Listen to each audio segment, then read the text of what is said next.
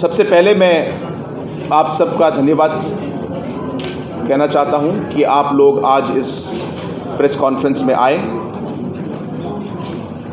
हमारी national peoples party की जो राष्ट्रीय या नेशनल कमेटी की जो मीटिंग हुई वो आज दिल्ली में हुई और हमारे पार्टी के अलग अलग स्टेट्स के अध्यक्ष, अलग अलग स्टेट्स के हमारे एमएलएस और नेशनल कमेटी के मेंबर्स आज इस मीटिंग में देश के अलग अलग स्टेटों से और अलग अलग कोनों से आज इस मीटिंग में भाग लेने के लिए आए। इस मीटिंग में हमने पिछले ये इलेक्शंस में जो मेघालय में हुए, मणिपुर में हुए, नागालैंड में हुए, इन सभी स्टेटों में जहाँ जहाँ इलेक्शंस हुए उसका हम लोगों ने रिव्यू किया और अलग से जो हमारे एमएलएस जो इस इलेक्शन में जीते उनका हम लोगों ने फेलिसिटेशन प्रोग्राम भी आज किया। नेशनल पीपल्स पार्टी एक ऐसी पार्टी है जिसे हमारे नेता और हमारे फाउंडर लेट पीए सांगमा जी ने इस पार्टी की शुरुआत की और उनके जो अलग अलग विजन्स थे, उनके आइडियोलॉजीज़ के बेसिस पर हम लोगों ने पार्टी को आगे बढ़ाई। और आज मुझे खुशी है कि नेशनल पीपल्स पार्टी पूरे देश में नेशनल पार्टीज़ के बीच में एक नेशनल पार्टी, 6 पार्टी हैं आज जो नेशनल पार्टी हैं, उसमें से नेशनल पीपल्स पार्टी भी एक पार्टी है।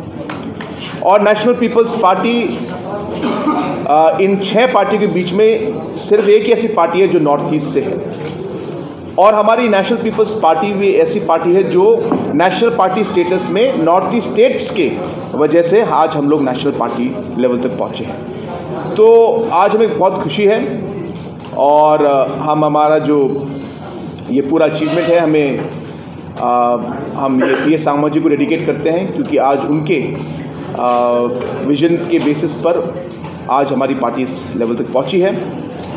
और इस आज के नेशनल कमेटी के मीटिंग पर आज हम लोगों ने आने वाले चुनाव के बारे में बात की।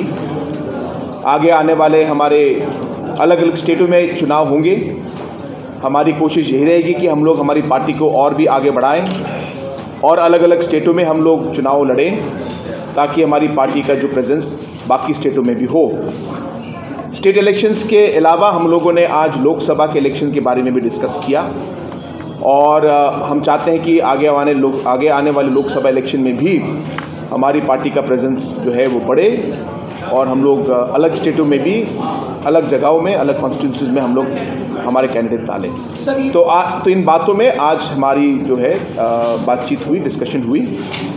इसके अलावा हम लोगों ने मणिपुर के लिए, जो मणिपुर में आज स्थिति है उसके लिए हम लोगों ने, पार्टी ने आज एक रेजोल्यूशन लिया और इस रेजोल्यूशन में हम लोगों ने शांति के लिए, पीस के लिए हम लोगों ने वहाँ पे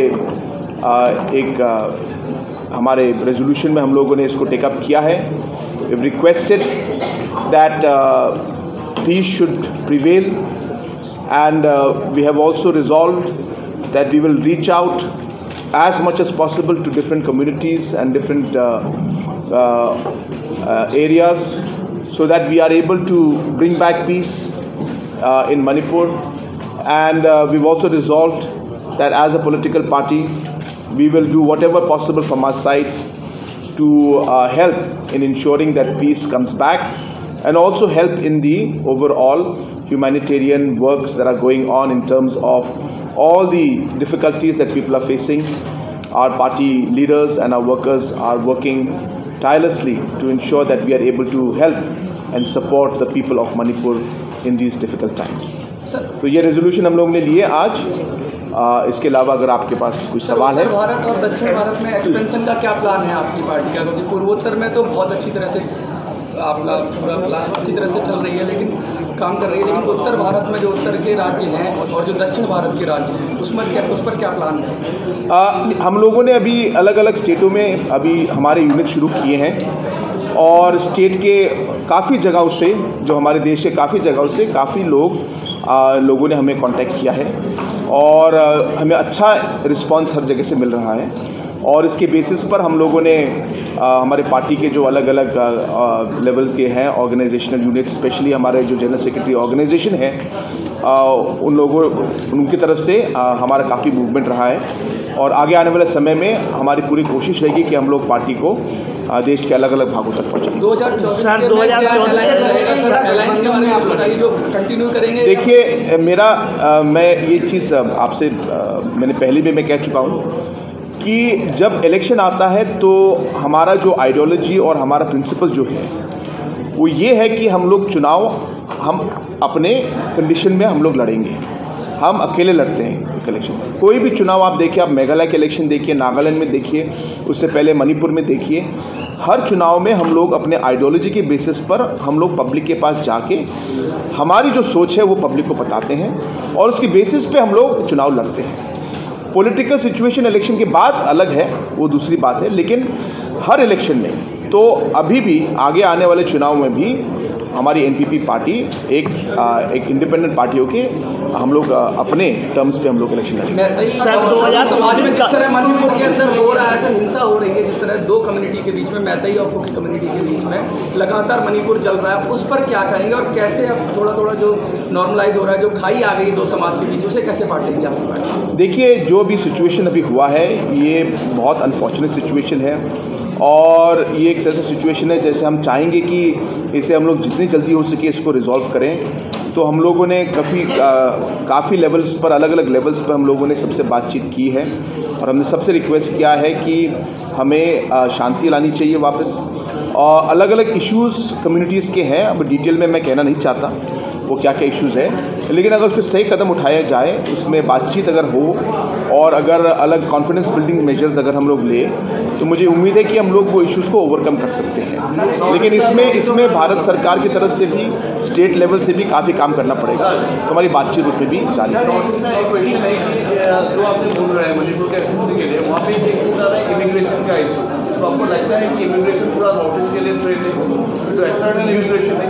You see, immigration has always been, illegal immigration has always been a matter of great concern, and all communities in the northeast have always worked on this issue. So therefore, yes, illegal immigration is a problem, but there are ways and means to handle it. इसे हमें सही तरीके से हमें handle करना चाहिए ताकि इसको हम लोग ठीक तरह से रिजॉल्व कर पाए और इसे ठीक तरह से कंट्रोल कर पाए। तो these things have to be dealt with in a proper manner. Sir, as for your expansion, which states are you looking at, or have you not started deciding on the states yet? देखिए, हम लोग तो चाहेंगे कि हमारी party जहाँ जहाँ हमें एक अच्छा बेस और हमारा अच्छा रिस्पांस मिले, हम चाहेंगे कि हम लोग उन एरियाज़ को हम लोग स्टडी करें और उसमें चुनाव लड़ें। तो अभी हमारा जो है ओवरऑल इन जगहों में हमारा जो एक्सपेंशन या आगे चलने के लिए हम लोगों ने जिस तरीके से हम लोग आगे बढ़ रहे हैं, हर एरियाज़ में, नॉर्थ ईस्ट के स्टेट स्पेशली में हम लोग का काफ़ी यहाँ पे डिटेल में हमारा स्टडी हो चुका है और काफ़ी स्टेट्सों में हम लोग का हमारी सोच है कि हम लोग उसमें आगे चलें। लेकिन ये सब अभी हमारे नेशनल कमेटी लेवल पर डिस्कस हुआ है और इसे हम लोग अभी डिटेल में और डिस्कस करें, फाइनल डिसीजन लेंगे। Sir, again sir, which states are you looking at other than the northeast region to expand the party? You see, our party has been a party that has always worked and has always focused on indigenous people. So when I say indigenous, I mean tribals as well as other indigenous who may not be tribals. And at the same time, there are religious minorities who have been people who have been working for and raising voice for them. And hence we have been working and getting a very good response, and people have started meeting us and contacting and discussing. So there are areas where large indigenous and tribal populations are there, like states like Jharkhand, states like Chhattisgarh, places where there are religious minorities like Christian minorities, like states like Kerala. We are getting a lot of response from these areas, but based on the overall study and seeing and discussing with the people, we will decide on how to move forward. Recently, Arunachal MPP President Mukherjee has resigned.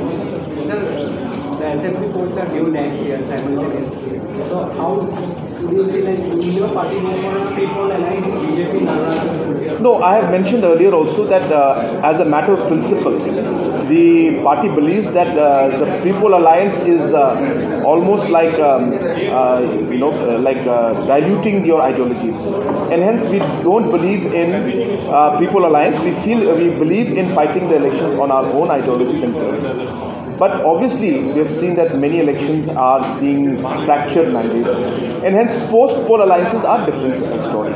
तो अरुणाचल में भी हम लोग अपने terms पे ही खड़े करेंगे और खड़े होंगे, और हम अपने टर्म्स पे ही इलेक्शन लड़ेंगे. तो we will be going on the elections on our own and will be fighting the elections on our own. Maharashtra के बारे में सर कुछ कहना चाहेंगे? Yes, absolutely. Our Manipur MLAs were here. Our Manipur president and all our senior leaders from Manipur were here today. And we have discussed few things now in the National Committee meeting in the presence of all the members. Post this meeting also, I'm meeting them separately. As you are aware that the situation in Manipur is very complicated. And there are many factors that are there, and this delicate situation must be handled in the right manner, or it can have very catastrophic results which will take ages to recover. And hence we strongly feel that this needs to be dealt in a very careful manner, and firm steps have to be taken, but at the same time it has to be along with the confidence of all the different communities. You have to build up the confidence once again. There are a lot of concerns that are there among different communities. There is still a lot of tension that's going on there. Government of India is doing everything possible, and state government is also doing, but it is taking time to heal.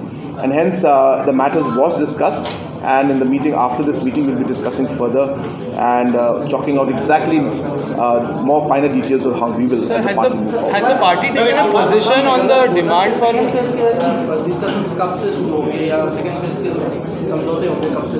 परसों से 24 तारीख को हमारी Assam CM के साथ और उनके regional committees और मेघालय गवर्नमेंट और उनकी रीजनल कमिटीज़ का हमारा जॉइंट मीटिंग 24 तारीख को गुवाहाटी में 11 बजे है, और उस मीटिंग से हम लोग जो है सेकेंड फेज़ की जो बातचीत है हम शुरू करेंगे. हम चाहेंगे कि ये जो रेजोल्यूशन जो एरियाज़ हैं ऑफ डिफरेंसेस ये काफ़ी कॉम्प्लिकेटेड हैं, और अभी भी इन जगहों में बीच में टेंशन होते रहता है. तो हम चाहेंगे कि ये सिचुएशन जितनी जल्दी हो सके इसको हम लोग रिजॉल्व कर पाए, लेकिन क्योंकि कॉम्प्लिकेटेड है तो थोड़ा समय लगेगा. और हमारे पूरे एक्टिविटी में और पूरे काम में हम लोग चाहेंगे कि हम लोग जितना पब्लिक के साथ हम लोग कंसल्ट कर पाए, जितना हम लोग इसको हम लोग डिस्कस कर पाए, उतना ज़्यादा अच्छा रहेगा. तो हम लोग हर स्टेक होल्डर से, हर लेवल पर, कम्युनिटी से, पब्लिक से, गांव के लोगों से, ऑर्गेनाइजेशन से, पॉलिटिकल पार्टी से, सबसे हम लोग बातचीत करके इसे एक एमिकेबल वे में हम लोग रिजॉल्व करेंगे. Sir, has the party in Manipur taken a position on the solving the crisis in Manipur, as specifically with respect to a separate administration that is being sought? So, in our resolution, we have appealed for mostly the peace, and we have appealed for ensuring that full support, including the humanitarian supports, are provided. Regarding the political solutions that are there, the resolution did not cover any political solution, because these are matters that need to be discussed in detail with different leaders and different communities, because as I said, these are very sensitive matters, and though there has to be a resolution, but it has to be a resolution where we take people into confidence, and obviously there are many stakeholders involved in it. We as a political party will play a positive role in ensuring that we are able to contribute positively towards the solution. Exactly how it will move forward, as we engage with the leaders, we will be clearer and will come to you. Thank you.